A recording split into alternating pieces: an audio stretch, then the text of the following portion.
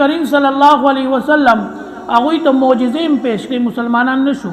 څومره معجزې د نبی علیه الصلاۃ والسلام په دې لاسو کې کاڼو خبرې وکړې، هغوی مسلمان نشو. نبی علیہ الصلوۃ والسلام په غزوه بدر کې هغوی ته خپل طاقت خود او پرشتي ولیدې، مسلمانان نه شوي.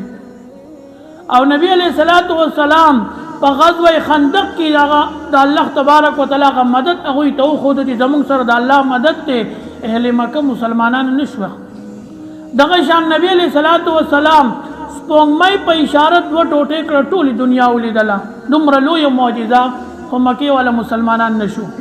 خو چې کله نبی کریم صلی الله علیه وسلم د اخلاق مظاهره وکړله، نو قرآن کې الله فرمایي اذا جاء نصر الله والفتح ورأيت الناس يدخلون في دين الله افواجا. او څه مظاهره نبی علیہ الصلوۃ والسلام وکړه چې کله مکه فتح شوه، نو نبی علیہ الصلوۃ والسلام فاتح و فاتح.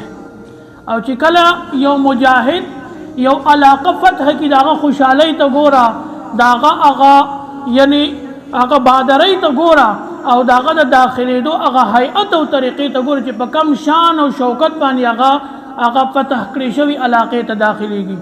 صحابه کرام فرمایي نبی کریم صلی الله علیه وسلم چې کله مکه فتح کړه او کله نبی علیہ الصلوۃ والسلام مکې ته داخلېدو، نو نبی علیہ الصلوۃ والسلام دا سر مبارک د شخکت نیولو، او د نبی علیہ الصلوۃ والسلام دا زنه دا د نبی علیہ الصلوۃ والسلام د سینې مبارکې سره لګېدلې وه، او دومره ښکته شوی چې د نبی علیہ الصلوۃ والسلام دا سر دا د نبی علیہ الصلوۃ والسلام د سورلۍ سره لګېدو، دومره په عاجزۍ سره داخل شو.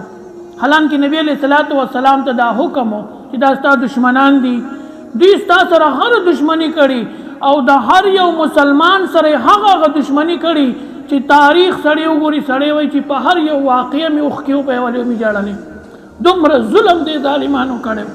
خو چې کله نبی علیہ الصلوۃ والسلام مکه فتح کړه، اجازت و نبی علیہ الصلوۃ والسلام ته چې که ته څوک قتلې، نو په حدود حرم کې قتل منع دی، خو تا ته نن اجازت دی، ته چې څه کې هغه کوه. که څوک قتلې، که څوک وژنې، که څوک رانیسي، چې څه ورسره کې تا ته اجازت دی. خو چې نبی علیہ الصلوۃ والسلام داخل شو، عجیبه اعلان یې وکړو چې کم د نبی علیہ الصلوۃ والسلام لوی دشمنو ابو سفیان رضی الله تعالی عنہ دله مسلمان شوی نو، نو نبی علیہ الصلوۃ والسلام عجیبه اعلان وکړو. عجیبه څوک دا د دشمن د پاره په دې زندګۍ کې په نه چا کړي او نه به څوک وکړي. نبی علیہ الصلوۃ والسلام اعلان وکړو من دخل دار ابي سفیان فهو آمن، چې څوک د ابو سفیان کور ته داخل شو دی په امن شو، دته بس نه وای. دومره مقام یو کافر یو خپل دشمن لور کو په هغه وخت کې نبی علیہ الصلوۃ والسلام فرمایي من دخل دار ابي سفیان فهو آمن، چې د ابو سفیان کور ته څوک داخل شو پناه واغستا هغه ته بس نه وای. چا اسلحه وغورځول هغه ته بس نه وای، څوک حرم ته لاړل هغه ته بس نه وای، چا یعنی د زی پرېښودو هغه ته بس نه وای، ماشومان او زنانو ته بس نه وای.